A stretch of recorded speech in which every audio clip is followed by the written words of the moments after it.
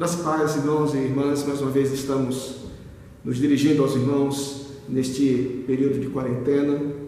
Nós estamos filmando os nossos cultos, os nossos estudos bíblicos e disponibilizando para que os irmãos e irmãs continuem ao máximo do que possível for na dinâmica dos nossos encontros, na dinâmica do corpo de Cristo. E nesta noite nós vamos começar este culto ao Senhor, orando ao Senhor, pedindo a Ele a sua boa condução sobre as nossas vidas, pedindo que Ele venha usar todos os elementos deste culto para que o nome dEle seja glorificado e para que a vida dos irmãos sejam edificadas, que na edificação dos irmãos haja glorificação do nome de Deus. Vamos orar. Senhor, como é bom, ó Pai, nós podermos ter estes momentos nos quais nós podemos, ó Pai, Te cultuar, Senhor. Podemos dirigir a Ti, ó Pai, as disposições dos nossos corações em louvor a Ti. Também expressar, apresentar diante de Ti as nossas necessidades, sabendo, ó Deus, que Tu tens cuidado de nós. E nós queremos, ó Pai, na alegria dessa certeza, Senhor Deus, Te cultuar em espírito e em verdade. Recebe, ó Deus, a oração, a adoração, o louvor, ó Deus, que nós vamos Te prestar, desde o nosso coração, Senhor. E que através da Tua palavra, o Senhor venha nos instruir e nos edificar. E que através disso, ó Deus, sejamos fortalecidos para caminharmos dia a dia na Tua presença. No nome de Jesus, nós pedimos, Pai. Amém, Senhor. Convido todos a abrirem suas Bíblias no Salmo de número 24. É o primeiro texto que nós vamos ler nesta noite.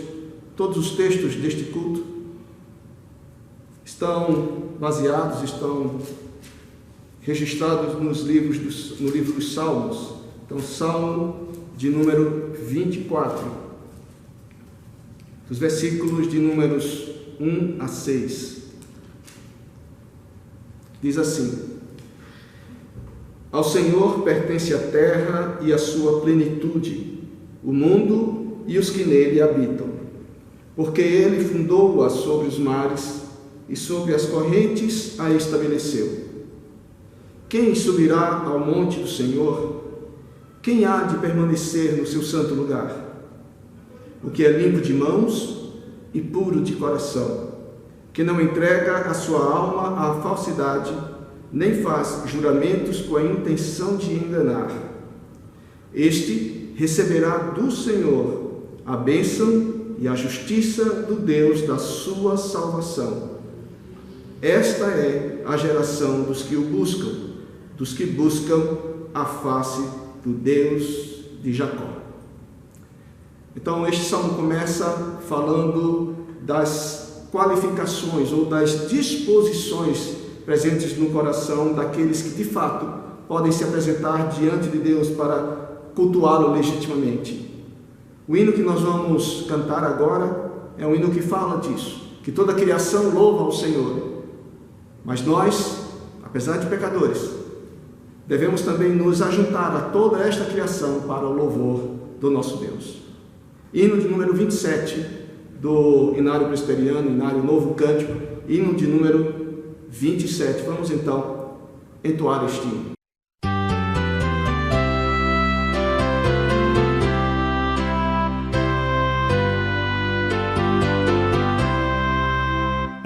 As grutas, as rochas imensas dos mundos, o grande esplendor proclamam bem alto constantes um hino ao teu nome, Senhor.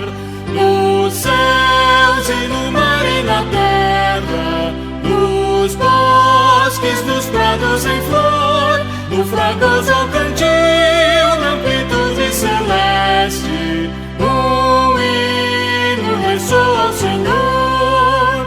Do céu as estrelas brilhantes, dos mares o grande fragor,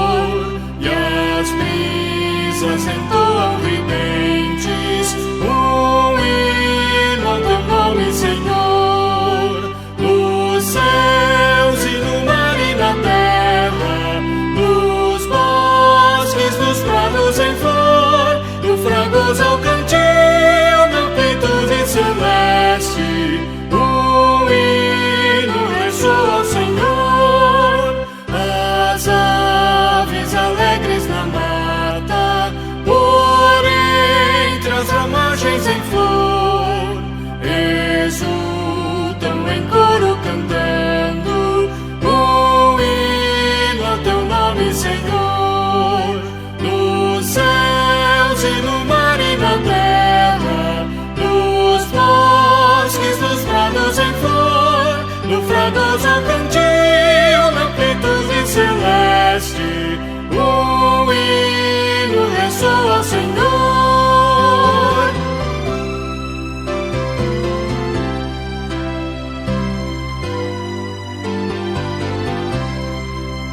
E tu, pecador, que vagueias, que fazes ao teu Criador, não achas momento em que cantes hino de glória ao Senhor. Nos céus e no mar e na terra, nos bosques, nos prados em flor, no fragoso ao cantil, na amplitude celeste, hino ressoa ao Senhor. Amém.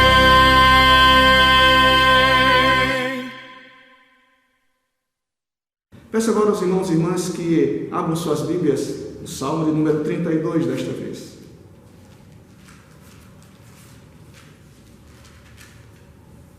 Nos versículos de números 1 e 2, encontramos as seguintes palavras: Bem-aventurado aquele cuja transgressão é perdoada, cujo pecado é coberto. Bem-aventurado é aquele a quem o Senhor não atribui iniquidade e em cujo espírito não há dolo. A maior bênção que alguém pode receber é o perdão dos seus pecados, é ter os seus pecados cobertos. Segundo a linguagem do Antigo Testamento, o sangue derramado por sobre a arca da aliança representava o sangue de Cristo, que cobria aquela tampa, a tampa daquela arca, e aquele sangue ali derramado representava o pagamento feito pelos pecados que a própria lei condenava. Então, o sangue derramado era o pagamento do pecado. Neste salmo nós encontramos esta linguagem, neste salmo nós encontramos essa figura, que bem-aventurado é aquele que tem sua transgressão perdoada e seu pecado coberto. Bem-aventurado é uma expressão que significa abençoado. E nesta certeza de que o perdão de Deus, a providência de Deus, traz em Cristo Jesus essa cobertura sobre os nossos pecados, nós vamos agora colocar-nos em oração diante de Deus, pedindo ao Senhor que Ele perdoe os nossos pecados, que Ele cubra as nossas transgressões, ou seja, que Ele não as considere, e que, em razão do sacrifício de Cristo, da excelência daquilo que Cristo fez lá na cruz, a eficiência da morte de Cristo, mais uma vez, seja aplicada nas nossas vidas, no sentido de que nós possamos, tendo os nossos pecados perdoados, restabelecido então o nosso relacionamento com Deus. Vamos passar alguns instantes em oração silenciosa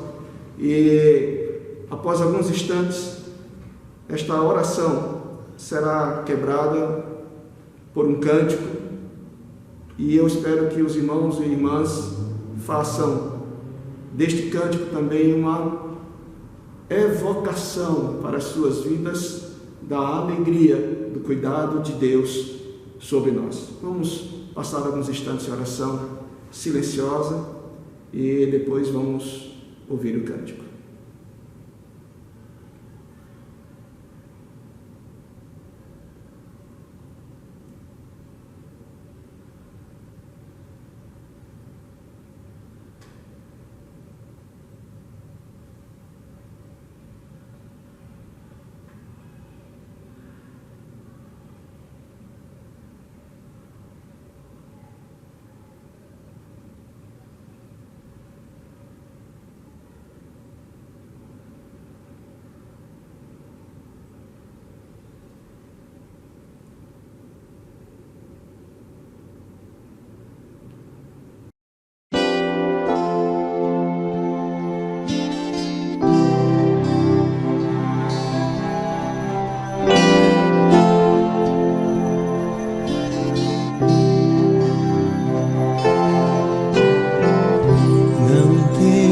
Sobre ti um só cuidado, qualquer que seja, pois somente seria muito para ti. É meu, somente meu, todo trabalho. E o teu trabalho é descansar em mim. É meu, somente meu, todo trabalho. E o teu trabalho é descansar em mim.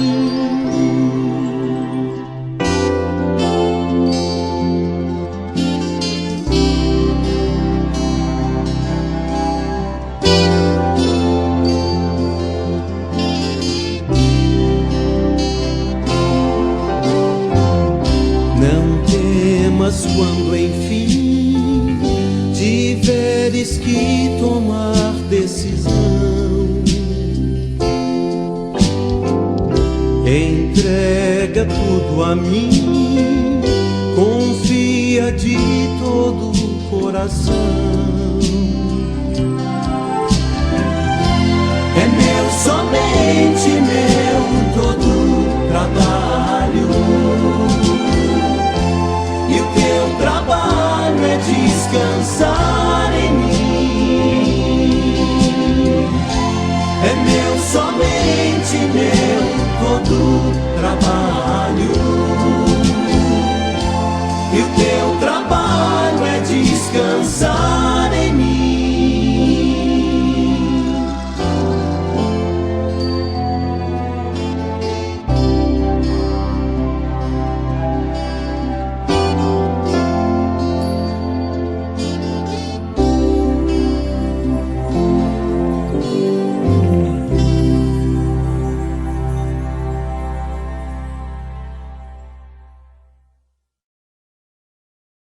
Havendo ouvido este cântico, vamos agora orar mais uma vez ao Senhor.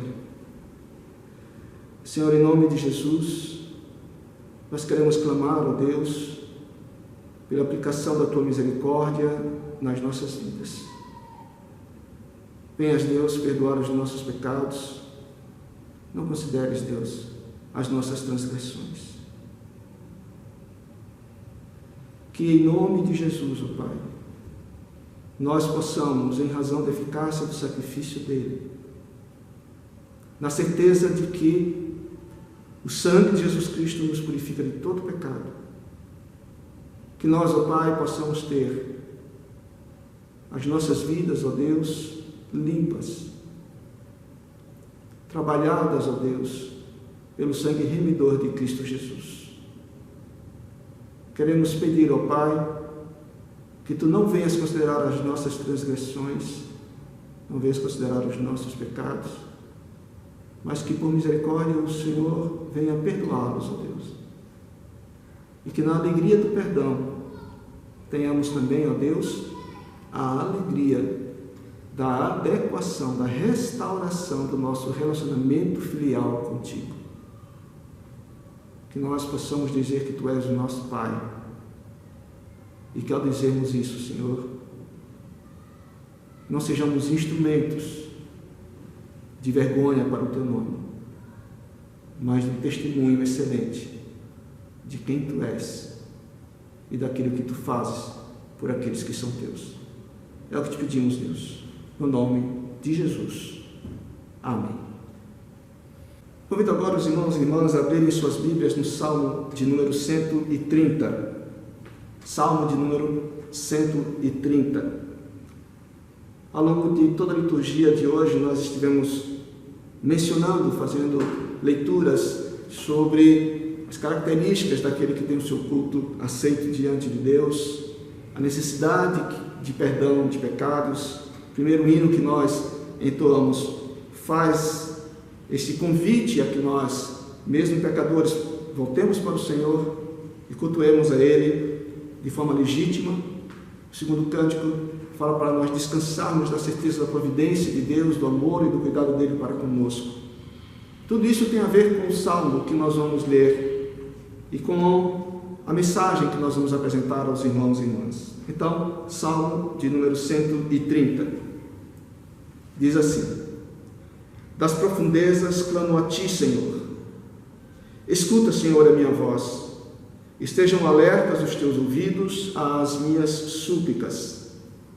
Se tu, Senhor, observares iniquidades, quem, Senhor, poderá escapar? Mas contigo está o perdão para que sejas temido. Aguardo o Senhor, a minha alma o aguarda. Eu espero na sua palavra. A minha alma anseia pelo Senhor mais do que os guardas anseiam pelo romper da manhã. Mais do que os guardas pelo romper da manhã, espere, Israel, no Senhor, pois no Senhor há misericórdia. Nele temos ampla redenção. É Ele quem redime Israel de todas as suas iniquidades. Havendo lido este salmo, eu gostaria de começar esta mensagem falando um pouquinho sobre o contexto deste salmo no livro dos Salmos. Este salmo, ele é um dos salmos chamados de peregrinação, ou salmos de romaria, ou salmos dos degraus. Há diversas razões para isso. Bom, peregrinação e romaria diz respeito ao caminho, não é? A viagem, a caminhada que os judeus faziam para subir a Jerusalém e ali no templo prestar a sua adoração, o seu culto, apresentar os seus sacrifícios, né, e cultuar ao Senhor. Mas quando nós observamos a designação de salmo dos degraus, é algo mais específico. Alguns acreditam que essa designação se refira à prática de, à medida que os adoradores subiam os degraus que davam acesso ao templo, eles nos degraus cantavam estes salmos. Bem, isso é possível. Como também é possível a interpretação que diz que estes salmos eram cantados à medida que essa caminhada era feita, que eles, subindo para Jerusalém, em diversas fases dessa subida, eles cantavam estes salmos. O conjunto dos chamados salmos de peregrinação vai desde o Salmo 120 até o Salmo 134. Estes salmos, eles não foram compostos em conjunto. Eles foram compostos em diversos momentos, em diversas ocasiões e em diversas experiências do povo de Deus e dos servos de Deus que os compuseram. Mas fato é que eles foram colocados nesta sequência. E esta sequência é uma sequência bastante interessante, porque é uma sequência que ilustra uma caminhada. Se vocês observarem, se os irmãos observarem os registros deste salmo, desde o salmo de número 120 até o 134, vão observar que o salmo 120 é um salmo que começa lamentando o estar longe da casa de Deus. E o salmo 134 termina com uma exultação a Deus pela alegria de estar na casa do Senhor para adorar ao Senhor. E entre esse distanciamento da casa de Deus até o cântico de alegria por por estar presente na casa de Deus, há uma espécie de caminhada. No segundo salmo dessa sequência, o salmista diz que ele olha para os montes, de onde vem o socorro vem do Senhor que fez os céus e a terra. E este salmo, ele é um salmo que faz referência ao momento no qual o adorador saía da sua aldeia para caminhar até Jerusalém, para ali adorar o Senhor. No meio dos salmos há a declaração de que Deus é quem muda a sorte do seu povo. No meio destes salmos nós temos a declaração de que bom é estar na casa de Deus, e que Deus é que conduziu e preservou o seu povo até chegar à sua casa. E é essa dinâmica que o conjunto destes salmos apresenta. Alguém que está longe da casa de Deus, sai da sua aldeia, sai do seu local, empreende uma caminhada na qual passa por diversos perigos. Deus preserva, Deus guarda, Deus confirma a sua boa mão, protege-os ao longo da caminhada, e eles chegam então em Jerusalém, chegam então na casa de Deus alegres, e ali louvam ao Senhor. Se nós observarmos a dinâmica deste salmo,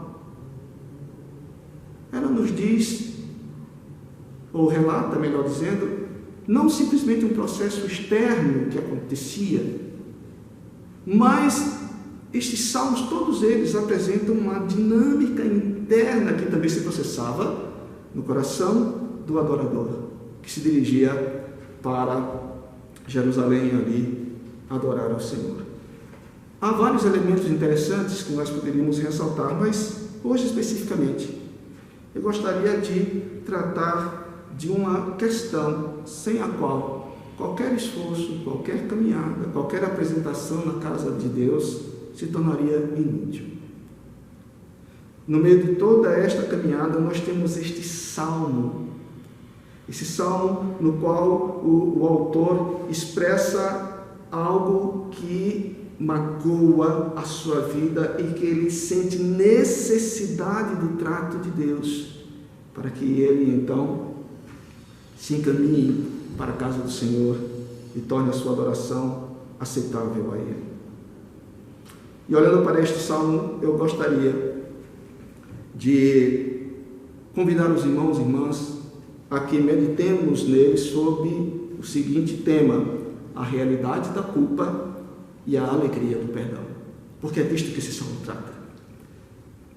E é interessante porque isto que ele apresenta diz respeito à nossa realidade também, na nossa apresentação diante de Deus. Este salmo está dividido em 4 partes, e eu gostaria de apresentar essas 4 partes do seguinte modo: as 2 primeiras vão fazer referência à culpa, e as 2 seguintes ao perdão. E nós vamos ver um pouquinho o que é a culpa e o que ela faz conosco. Mas logo a seguir nós vamos também observar a alegria que o perdão nos traz. Então, primeiramente, tratando sobre a culpa, olhando para este salmo, eu gostaria de fazer lembrar aos irmãos e irmãs que culpa é algo que está dentro de nós e que nós precisamos apresentar a Deus. Quando nós olhamos para este salmo, no versículo de números 1 e 2, nós encontramos o seguinte: das profundezas clamo a ti, Senhor, escuta, Senhor, a minha voz, estejam alertas os teus ouvidos às minhas súplicas.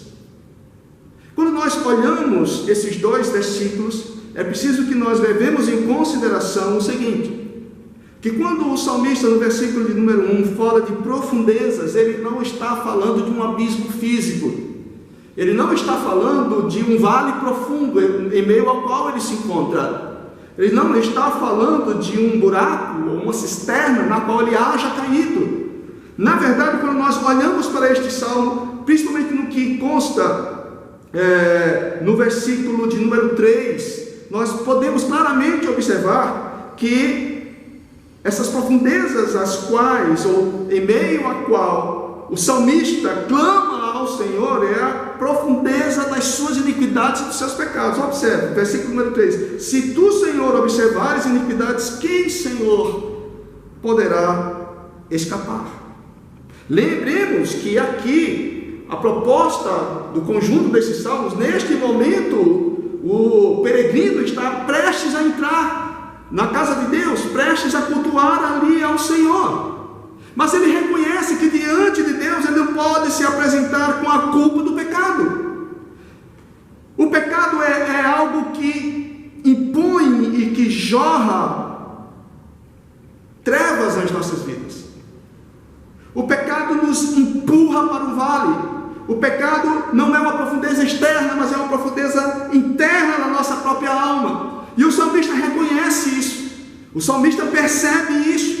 E ele lá das profundezas dos seus pecados, das suas iniquidades, reconhecendo as suas transgressões, ele se vendo adequadamente como realmente era, um pecador diante de Deus, e sabendo que o pecado o tornava indigno e inaceitável diante de Deus, e ele busca a aceitação de Deus. Ele quer realmente se apresentar na presença de Deus, ele quer realmente cultuar ao Senhor, ele quer realmente ser aceito na presença de Deus, e nesse afã, neste anseio, ele então, do profundo, do abismo e da profundeza de sua alma, ele clama ao Senhor.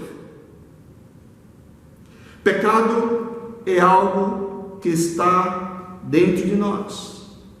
A culpa se estabelece nas nossas vidas diante de Deus porque nós pecamos.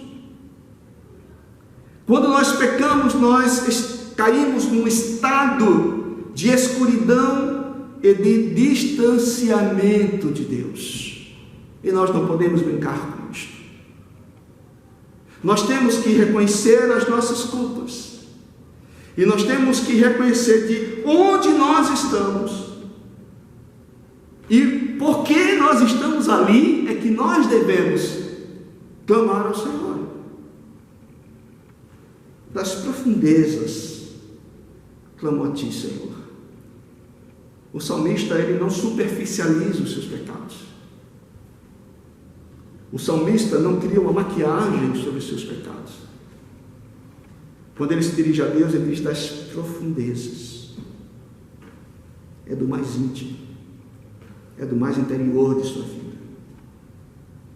É ali naquele lugar, reconhecendo a sua pequenez e os perigos que isso traz na sua vida por causa dos seus pecados,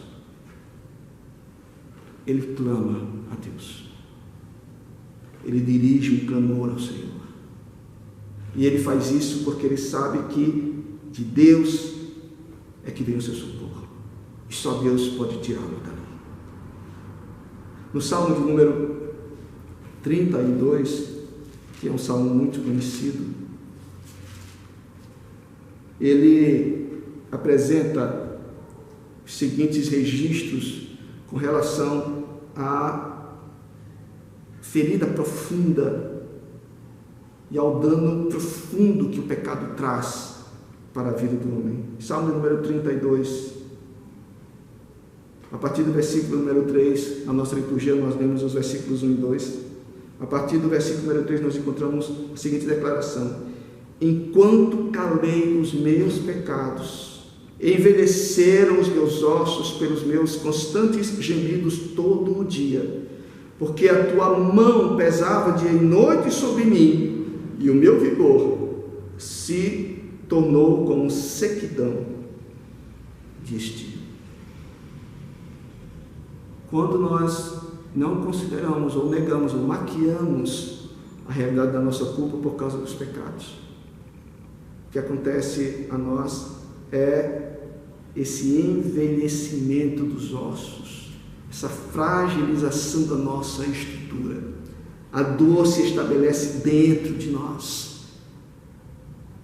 Nós começamos a nos sentir pesados, nós começamos a nos sentir doentes. Não há força, não há vigor, porque aquilo que nós poderíamos tomar como sendo instrumento de vigor, na verdade se desfaz nas nossas vidas, não encontra, não realiza, melhor dizendo, esse propósito nas nossas vidas, por causa do pesar da mão de Deus, em razão dos nossos pecados. É isso que o pecado faz. Ele esmaga os nossos ossos, ele subtrai o nosso vigor. Então, o que nós encontramos aqui, no que diz respeito à culpa pelo pecado, é que a culpa e o pecado são algo que estão dentro de nós, estão estabelecidos nas nossas vidas.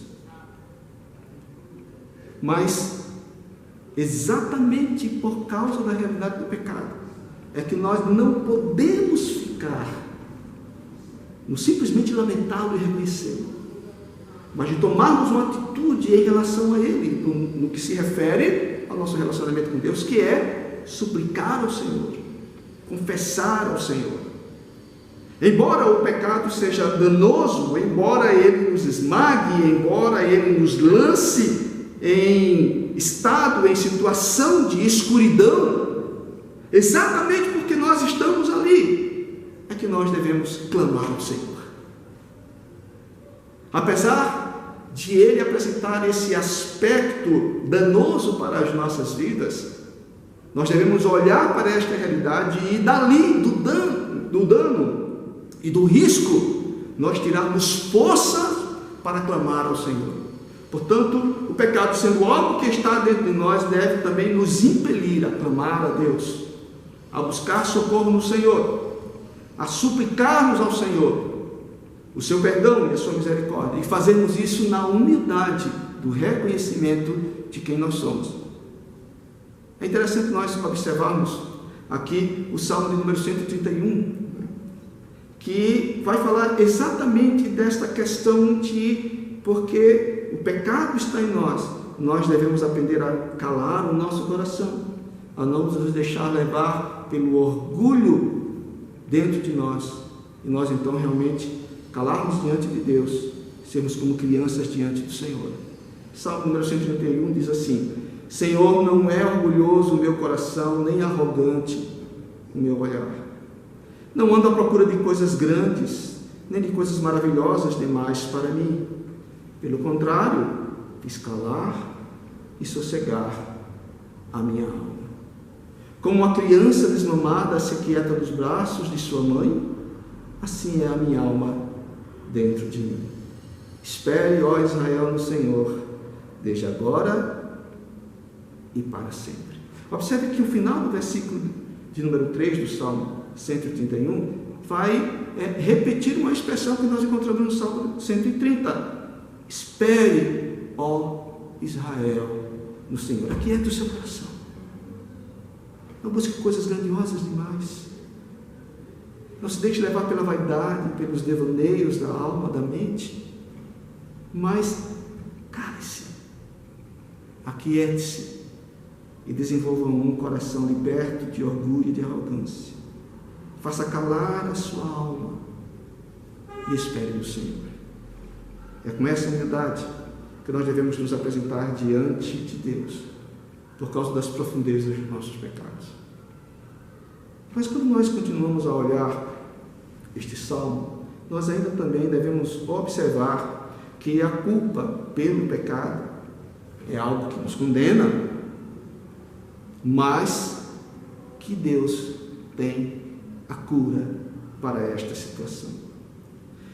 Os versículos números 3 e 4 dizem assim: Se tu, Senhor, observares iniquidades, quem, Senhor, poderá escapar?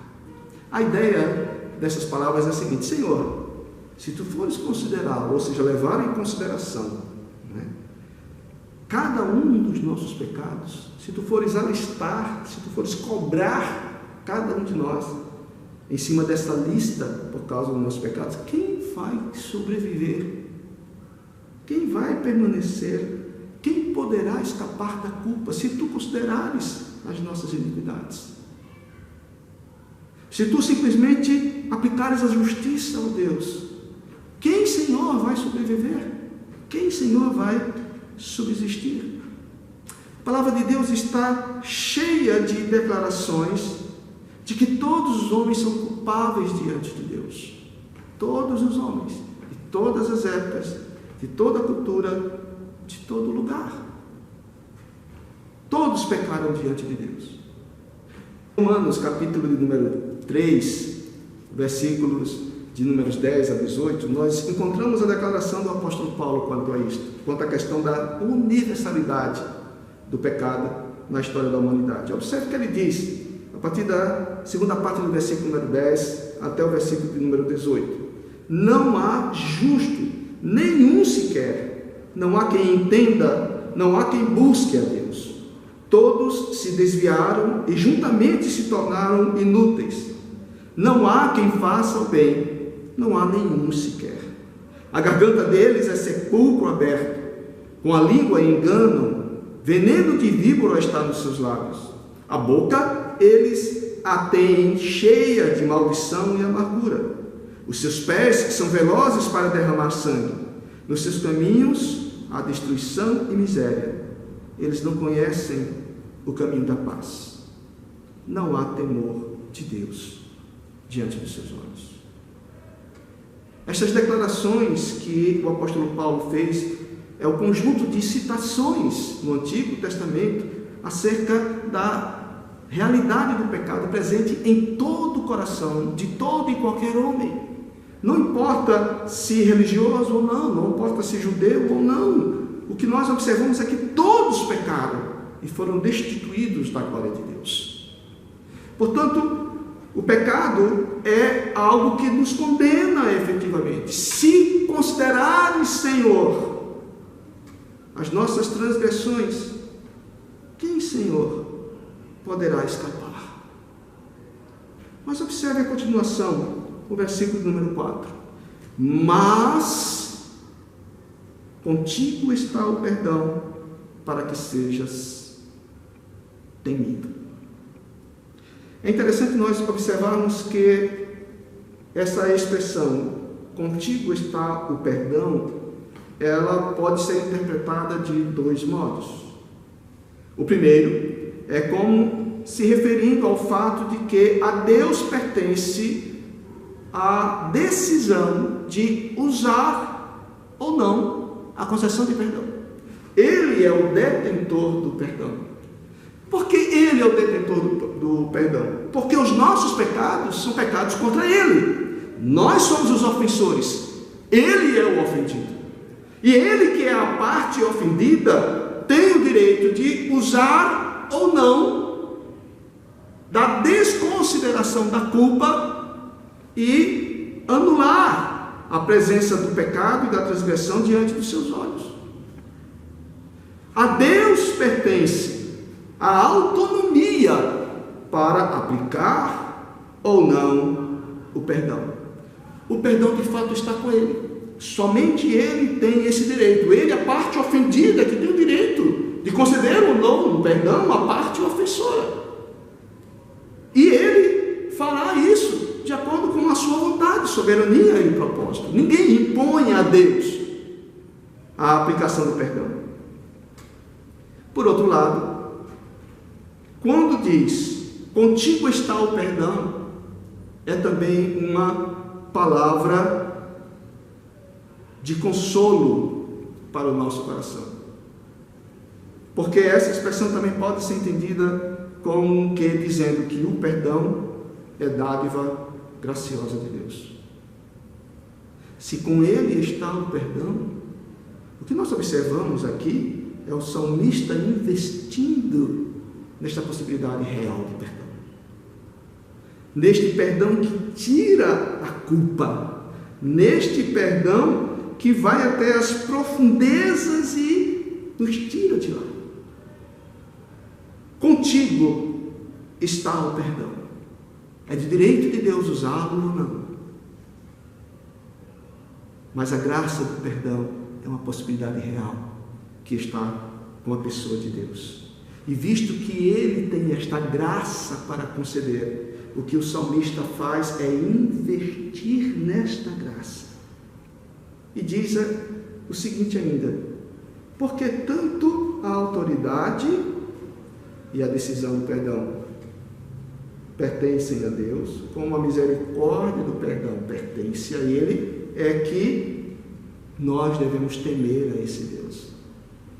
E o ato de temor a Deus implica no reconhecimento dos nossos pecados e no clamor que nós devemos dirigir a Ele para que Ele nos perdoe. Temer a Deus significa levá-lo em consideração, honrá-lo, não como uma expressão de medo, mas o fruto de uma percepção íntima e de um convívio com Ele, sabendo quem Ele é. Contigo está o perdão, para que sejas temido. Então, quando nós olhamos as declarações do salmista, neste Salmo de número 130, falando da culpa, devemos observar que a culpa é algo que está dentro de nós e que nos impõe, nos joga em profunda escuridão. A culpa também é algo que nos condena diante de Deus, nos torna execráveis diante dos olhos do Santo Deus, mas que com este Deus também, e somente nele, é que está a oportunidade de cura, de perdão, de restauração. E exatamente porque o perdão está com o Senhor Deus, é que nas partes seguintes deste salmo nós encontramos declarações acerca da alegria deste perdão. Versículos números 5 e 6. O salmista, depois de reconhecer e de dizer diante de Deus que ele está nas profundezas da escuridão por causa do seu pecado, que o Senhor, se considerar os pecados, ele vai continuar perdido, mas de que esse Deus tem a possibilidade de perdão, ele diz então, a partir do verso 5 e o verso 6 dizem assim: aguardo o Senhor, a minha alma o aguarda, eu espero na sua palavra. A minha alma anseia pelo Senhor, mais do que os guardas anseiam pelo romper da manhã. Algumas coisas que nós precisamos considerar nesses dois versículos e que são importantes para nós neste momento. Que o perdão é a esperança de luz para as nossas almas.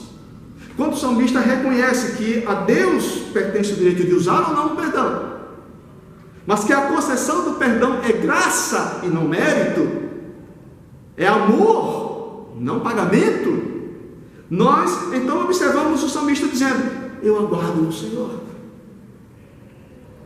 É nele que a minha alma espera. A minha alma o aguarda. Eu espero na sua palavra. Há duas expressões aqui que são bastante interessantes. Primeira, aguardo. O conceito de aguardar aqui é uma expectativa de uma declaração de perdão.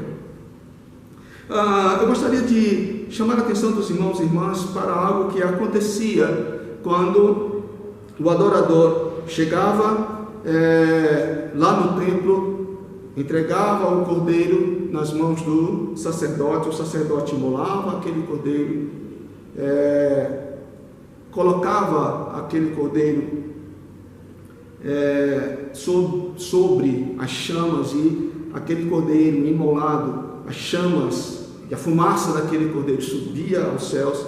Após isso, o sacerdote entrava no templo, apresentava a sua oração, intercedia diante de Deus, depois saía de lá, e quando se colocava lá fora, após todo esse ritual ser feito, declarava: está perdoado, está feito, ou simplesmente está consumado, o pagamento do pecado foi feito. O salmista reconhece o seu pecado, o salmista reconhece a profundidade do seu pecado, ele reconhece que ele precisa da graça de Deus para que seu pecado seja perdoado. Então é em Deus que ele espera. Ele inverte a expectativa de perdão e a realidade de perdão na pessoa de Deus. Ele investe e aguarda. Ele investe e espera. A expectativa dele é receber esta palavra que declara: está consumado, está feito, foi aceito, foi perdoado. Aguardo o Senhor, a minha alma o aguarda. É uma expectativa de alma. Não era simplesmente uma expectativa ritual. Não era simplesmente a de participar e de ver completado o rito do holocausto que era apresentado. Mas aqui o que ele faz é uma expectativa, o que ele apresenta, uma expectativa de alma. E ele ansiosamente espera pela palavra que é declarada, de que o perdão foi concedido, de que os pecados foram perdoados. Por isso que no versículo número 5 diz assim: aguardo o Senhor, a minha alma o aguarda, eu espero na sua palavra. E aí no versículo de número 6, vem uma declaração extraordinária. Às vezes nós perdemos a perspectiva dessa declaração. Versículo número 6: a minha alma anseia pelo Senhor, tem desejos pelo Senhor. Não é simplesmente por perdão, é por aquele que concede perdão. Quando o pecado é confessado, quando o pecado é apresentado diante de Deus, o salmista, ele põe a sua alma na expectativa, porque o que ele quer não é simplesmente o perdão dos seus pecados, mas é o restabelecimento, a restauração do seu relacionamento com Deus. E versículo número 6 diz: a minha alma anseia pelo Senhor, mais do que os guardas anseiam pelo romper da manhã. É interessante que nós observamos deste salmo, até o versículo número 6, o movimento que o salmista apresenta. Ele sai da experiência de profundidades, de escuridão dos seus pecados, para a alegria do raiar da luz no seu coração. Então Deus é que traz para ele esta luz por causa do perdão. Ele anseia pelo Senhor, porque o Senhor é a luz do seu dia. O Senhor é aquele que lança luz sobre as suas trevas. O Senhor é que o tira da expectativa de perigo, de dano. À noite não se pode ver as coisas claramente. À noite o perigo ronda mais perto. À noite o inimigo chega mais próximo. Mas quando há dia, nós podemos ver a movimentação do inimigo, as trevas fogem e o nosso coração fica mais tranquilo. E o salmista aqui diz que ele anseia pelo Senhor, porque o Senhor é a luz para a sua vida. Então, o perdão é a esperança e luz para a alma do homem. À medida que o pecado impõe escuridão, o perdão impõe luz. À medida que o pecado joga nas profundezas no nosso relacionamento com Deus, o perdão de Deus traz-nos novamente, pela declaração do perdão efetivado, traz novamente à tona a nossa vida e nós podemos andar na presença de Deus. Mas ainda é preciso que nós consideremos, no que se refere ao perdão, o que consta nos versículos de números 7 e 8, na verdade final do versículo número 6 e os versículos números 7 e 8. Nessas palavras finais deste salmo nós encontramos o seguinte: ele termina o versículo de número 6 dizendo que anseia pelo Senhor mais do que os guardas anseiam pelo romper da manhã. Ele começa a declaração final da sua experiência dizendo: mais do que os guardas pelo romper da manhã, espere Israel no Senhor. É interessante nós observarmos que até o versículo de número 6, o que é apresentado pela boca do salmista, vamos dizer assim, pela expressão do salmista, é a expectativa do perdão. Mas quando nós olhamos para o final do versículo número 6 e os versículos 7 e 8, aqui nós podemos observar que o perdão já aconteceu. E o que é que ele faz? Ele diz: olha, tal qual eu esperei no Senhor, do mesmo modo como eu ansiei pelo Senhor, pode ansiar pelo Senhor, Israel.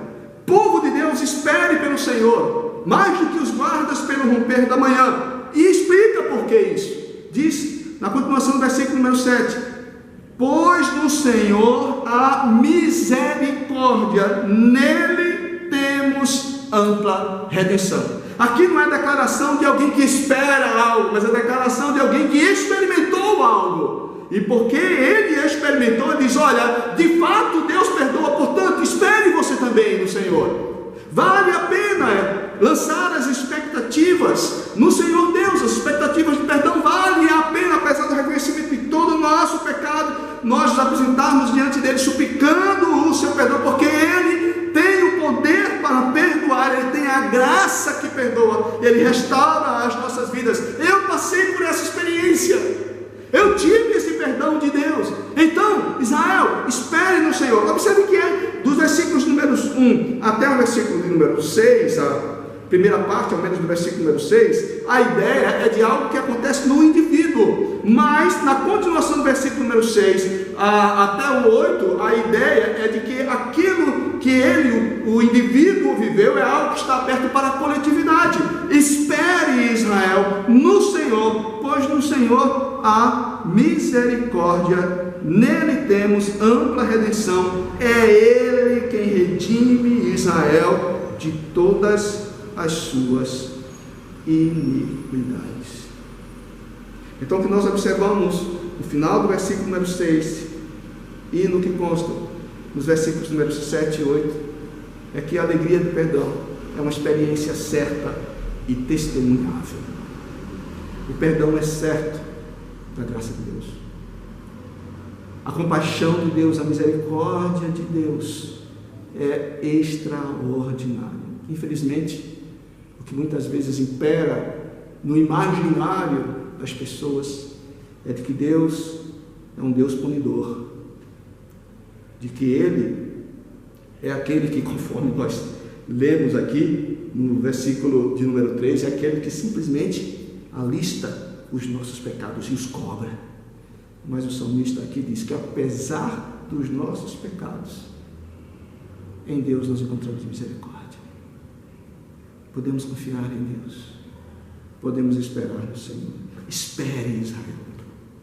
Do mesmo modo como o guarda anseia pela manhã, espere você, Israel, no Senhor, porque nele há misericórdia, nele temos ampla redenção. E é algo extraordinário que é dito aqui, porque quando ele diz que há ampla redenção, é preciso que nós pensemos um pouco sobre o que significa isso, sobre as implicações desta declaração.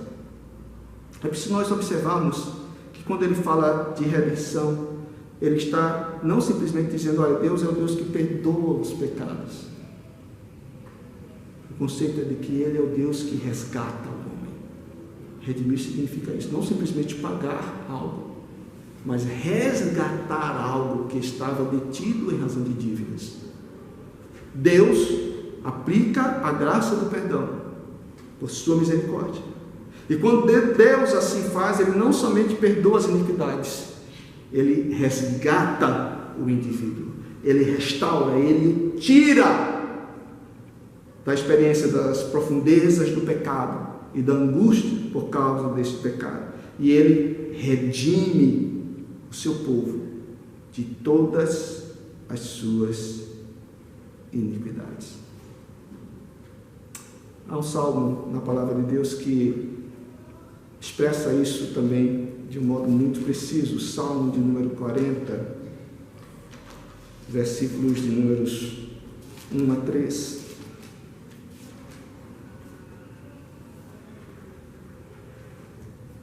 Observe, diz assim: esperei com paciência pelo Senhor, Ele se inclinou para mim e me ouviu quando clamei por socorro. Tirou-me de um poço de perdição, de um atoleiro de lama, colocou os meus pés sobre uma rocha e me firmou os passos, e me pôs nos lábios um cântico novo, um hino de louvor ao nosso Deus. Muitos verão estas coisas, temerão e confiarão no Senhor. Olha só, que testemunho extraordinário. Esperou com paciência no Senhor, apresentou a declaração do reconhecimento de seus pecados e de suas indignidades, e esperou no Senhor. O Senhor então se inclinou e ouviu e atendeu ao clamor por socorro. Quando Deus fez isso, tirou-o de um poço de perdição, de um tremedal ou atoleiro de lama, e colocou seus pés sobre uma rocha. Não somente perdão, resgate. Mas o que nós observamos ali no versículo número 3 é que, como resultado disso, na vida do resgatado, diz: e me pôs nos lábios um novo cântico, um hino de louvor ao nosso Deus. E o testemunho, muitos verão estas coisas, estes fatos, estas realidades, e assim também temerão e confiarão no Senhor. Mais do que os guardas pelo romper da manhã, espere Israel no Senhor, pois no Senhor há misericórdia, nele temos ampla redenção. É Ele que redime Israel de todas as suas iniquidades. Então, o que nós encontramos acerca do perdão é que o perdão é uma experiência certa quando nós clamamos ao Senhor de todo o nosso coração. E a realidade desse perdão é testemunhável. Nós podemos relatar isto, nós podemos contar isto, nós podemos mostrar isso. Muitos verão essas coisas, temerão e confiarão no Senhor. Então, quando nós olhamos para este salmo, Salmo de número 130, aprendamos com ele de que a nossa caminhada, de onde nós estivermos para apresentarmos diante do Senhor, exige e requer de nós que nós reconheçamos os nossos pecados e as nossas culpas, que nós confessemos os nossos pecados, que nós declaremos as nossas culpas. A caminhada para cultuar o Senhor exige que nós sejamos humildes, não nos precipitemos diante do Senhor, calemos a nossa alma, esperando na graça de Deus, na sua misericórdia que nos perdoa, sabendo de que Ele é um Deus capaz de perdoar. Esperem no Senhor, Ele perdoa e Ele resgata. Que Deus nos abençoe e que nós sejamos edificados em nossa própria caminhada diante do Senhor para adorá-lo na expressão de toda a nossa vida. Vamos orar? Obrigado, Senhor, pelo ensino que Tu nos trouxeste através da Tua palavra nesta ocasião. Queremos pedir então a Deus que esta alegria do perdão, Senhor, seja algo que nós experimentemos e possamos testemunhar em todo o tempo, Deus. Que nós possamos, com a nossa própria vida, ser exemplos de que Tu não és somente o Deus que julga, mas que Tu és também o Deus que dá graça, que perdoa, que restaura, que redime, que resgata. Tu fizeste isto por nós ao enviar Teu Filho Jesus. Ele derramou o preço de sangue, e o sangue dele nos purifica de todo pecado. Obrigado por esta dádiva maravilhosa em Cristo Jesus. Obrigado por esta dádiva que nos alcança e que nos transforma. Muda a nossa realidade. Nos tira de profundezas e escuridão. Coloca nossos pés sobre uma rocha. Uma experiência de experimentação de luz e de dia para a nossa alma. Ensina-nos, Deus, a esperarmos em Ti. Ensina-nos, Deus, a lembrarmos que Tu perdoas. Ensina-nos, Deus, a experiência de que Tu nos redimes. No nome de Jesus, nós oramos. Que a graça do Senhor Jesus, o amor de Deus, nosso Pai, a comunhão e a consolação do Espírito Santo de Deus, permaneça com todos vós, irmãos e irmãs, todo o povo de Deus, hoje e para todos sempre. Amém. Deus abençoe a todos.